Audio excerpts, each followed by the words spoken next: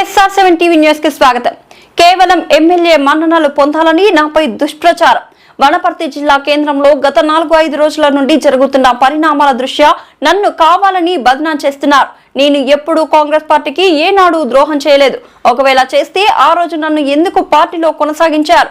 కొంతమంది నాయకులు చేస్తున్న దుష్ప్రచారం వల్ల విఘ్నతకే వదిలేస్తున్నా. పార్టీ కష్టకాలంలో ఉన్నప్పుడు ఏనాడు కూడా వెనుకడుగు వేయకుండా ఎల్లప్పుడూ పార్టీకి సేవ చేశానని ఇప్పుడు మాట్లాడుతున్న వ్యక్తులు ఏనాడు నాతో సరిసమానం కాలేరని, వారు కేవలం వారి స్వలాభాలకే పార్టీలో చేరారని, నేను కేవలం నా బాధను వ్యక్తపరిచానని 3వ వార్డు నుంచి గెలిచిన చీర్ల రజనీ చందర్ సాగర్ వాపోయారు.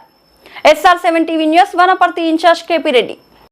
ప్రింటింగ్ మరియు పత్రికలకు పేరు ధన్యవాదాలు చెప్తున్నాను. మొట్టమొదటిగా అయితే ఈ మధ్యకాలంలో గత 4-5 రోజుల నుంచి వనపర్తి మున్సిపాలిటీలో వనపర్తి పట్టణంలో జరుగుతున్న రాజకీయ పరిణామాలు, municipal elections, municipal chairman, vice chairman ఎన్నిక విషయంలో వనపర్తిలో జరుగుతున్న తతంగం మీకు అందరికీ తెలిసిందేనా?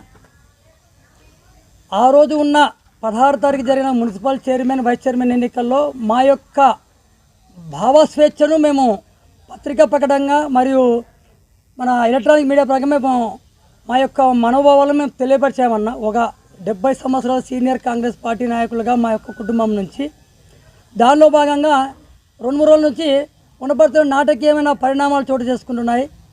కేవలము ఒక అధికార ఎమ్మెల్యే గారి మన్ననలు పొందడానికి ఒకే ఒక్కరి మీద ఇంతమంది దాడి చేయడం చాలా నాకు గర్వకారణం ఉందన్న. ఎందుకంటే కాంగ్రెస్ పార్టీలో నేను గత 70 సంవత్సరాల నుంచి పనిచేస్తూ ఉన్నాం. మేము మా నాన్నగారు, మా తాతగారు. కానీ మాకు ఈరోజు మేము గుర్తింపు వచ్చింది అనుకుంటున్నాం. ఎందుకంటే ఒక్కరి మీద ఇంతమంది ఒక ఎమ్మెల్యే గారి మెప్పు కొరకము వీళ్ళు రకరకాలుగా వీళ్ళు నా మీద ఆరోపణలు చేస్తూ ఉన్నారన్న. దాని కొరకు మేము ఈ యొక్క ప్రెస్ మీట్ పెట్టాల్సిన అవసరం ఏర్పడ్డది. మా యొక్క విలువలను మేము కూడా కాపాడుకోవడానికి దానిలో భాగంగా ఇది పెట్టామన్నా. మొట్టమొదటిగా శ్రీనివాస్ గౌడ్ గారు మార్కెట్ చైర్మన్ అన్న. వారు పదే ఈ మధ్య పర్యాలయంలో 2014 జూలై 3 ఎలక్షన్స్ గురించే మాట్లాడుతూ ఉన్నాడు. చాలా సంతోషం అన్న. ఎందుకంటే ఈ సందర్భం నాకు ఎప్పుడు దొరకలే. గత 12 ఏళ్ళ నుంచి ఈ యొక్క ఎలక్షన్స్ గురించి మేము ఎక్స్ప్లెయిన్ చేయడానికి మాకు టైం దొరకలేదు. కాబట్టి వాళ్ళకు మొట్టమొదటిగా మేము ధన్యవాదాలు చెప్తున్నాం. ఎందుకంటే నాకు అవకాశం ఇచ్చారు. మీరు ఈ యొక్క అవకాశం తెర మీద తీసుకొచ్చి నాకు మంచి అవకాశం ఇచ్చారు. దానికి వాళ్ళకి ప్రత్యేకంగా ధన్యవాదాలు చెప్తున్నాను. 2014 ఎన్నికల్లో జూలై 3 జరిగిందని చెప్తా ఉన్నారు. సరే మంచిదన్న. ఆ రోజు మేము కాంగ్రెస్ పార్టీ బీఫామ్ మీద మేము గెలిచాము. అయితే వాళ్ళు మా మీద ఒక ఆరోపణ చేశారు. అమ్ముడవయ్యావు అంటే నేను మేము సూటి ప్రశ్న వేస్తాము శ్రీనివాస్ గౌడ్ గారికి. మేము ఎక్కడ అమ్ముడవయ్యాము? మేము ఎప్పుడు అమ్ముడుపోయాము? మీరేమైనా దమ్ము ధైర్యం ఉంటే చెప్పగలరా? మీ దగ్గర రుజువులు ఏమంటే చెప్పగలరా? 2014 ఎన్నికల్లో స్వతంత్రంగా కాంగ్రెస్ పార్టీకి కానీ మిగతా ఏ పార్టీలకు కానీ స్పష్టమైన మెజార్టీ ఇవ్వలేదు వనపర్తి పట్టణ ప్రజలు. ఆ రోజున్న పరిస్థితుల్లో అన్ని ఆ కాంగ్రెస్ బీజేపీ బద్దచేతోనే అందరికీ తెలుసు. ఆ దానిలో భాగంగా మీరు అప్పుడున్న మా నాయకులు తెలవకుండా కాంగ్రెస్ మరియు బీజేపీ రహస్య ఒప్పందం పెట్టుకున్నదన్న.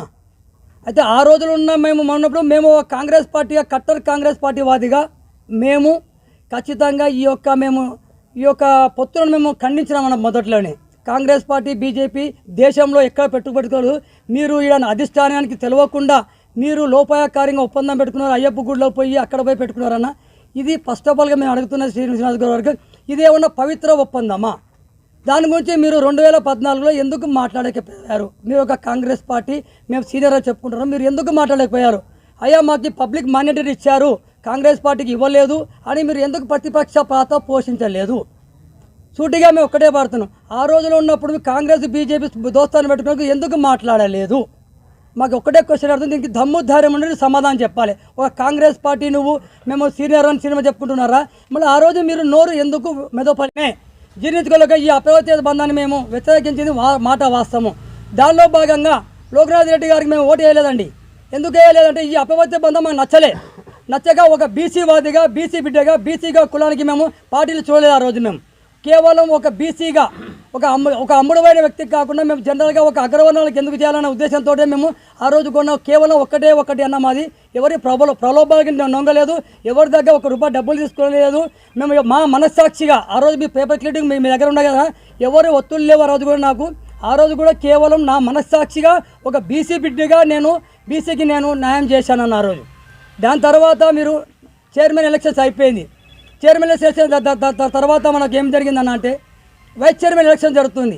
వైస్ చైర్మన్ ఎలక్షన్ భాగంగా టీఆర్ఎస్ మరియు మనకు టీడీపీ వాళ్ళు నీకా నాకా అనే ప్రతి మీమాంసలు ఉన్నప్పుడు ఇదే బి కృష్ణ గారు వచ్చి నా కాలు పట్టుకున్నాడు. అన్న నేను బయటికి వెళ్ళిపోతున్నా, వైస్ చైర్మన్ ఎలక్షన్స్ నేను బైకాట్ చేస్తున్నా అని చెప్పి నేను బయటికి వెళ్ళిపోతుంటే వచ్చి నా కాలు పట్టుకున్నాడు. అన్న చందర్ నీ కాలు మొక్కుతా, నేను ఒక బీసీ బుడ్డగా నన్ను వీల్చుకో, నన్ను బీజేపీ అభ్యర్థిగా అనుకోవద్దు, నువ్వు నా బీసీ వాదాన్ని నిలబెట్టు, నాకు రాజకీయ భిక్ష పెట్టింది అడిగింది నువ్వు కాదా, ఇప్పుడు నీకు ఓటేసాను కదా, నువ్వు ఎంత ఇచ్చావు నా డబ్బులు, నేను తడిగుడ్డలతో నేను వస్తాను, నేను తడిగుడ్డలతో నేను ఆంజనేయ స్వామి గుడి ఎక్కడికి వస్తా రెడీగా ఉన్నాను, నువ్వు రెడీగా ఉన్నావా బి కృష్ణ, నీవు నాకేమో డబ్బులు ఇచ్చావా, నీకు నేను ఓటేసాను కదా వైస్ చైర్మన్గా బీసీ బిడ్డగా అడుక్కున్నందుకు నేను బీసీ నాణంతో నీకు కూడా ఓటిచ్చాను, ఒకటి రమేష్ గౌడ్ గారు ఓటేసాను నేను, ఒకటి నాకు ఓటేసాను అన్న. అది కేవలం ఏందో బీసీ మీద ఉన్న ఫీలింగ్ తోటి మీ యొక్క అపిత బంధంతో ఒప్పుకోలేక నేను వేసాను.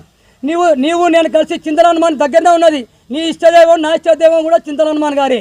ఒకవేళ నువ్వు డబ్బులు ఇచ్చినట్లు ఉంటే ఇట్లా నీవు తడిబట్టలు వేసుకొని రా, నేను తడిబట్టలు వేసుకొని వస్తా, దీనికి ఛాలెంజ్ కూడా స్వీకరించు, నీ పత్రికా ప్రముఖంగా సవాల్ విసురుతున్నా. ఒకవేళ నువ్వు